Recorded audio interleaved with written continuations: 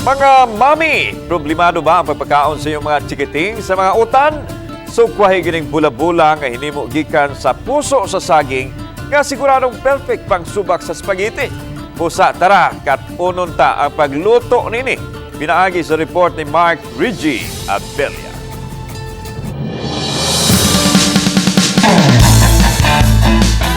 Kung problema gyud nimo ang pagpakaon og mga utanon sa mga chikiting, why not try kini gitawag nga banana blossom balls o bula-bula nga ginamag gikan sa puso sa saging.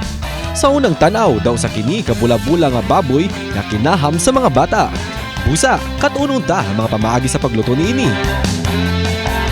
Una, andama ang mga sagol sa masaw sa ka medium-sized banana blossom o puso, asin, pepper, dinugmok nga sibuyas bombay, 5 ka clove sa ahos, tuyo suka, 1.5 cup flour tubig, ug 2 ka itlog. Una, paniti ang puso sa saging, dayon hiwaon lakip na ang mga lamas. Pagkahuman, palatan kini. Human malata, pabugnaon kini, dayon hiwaon og pino-pino.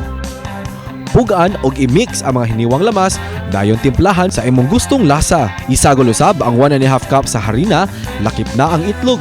Dayon, i-deep fry sa init nga mantika.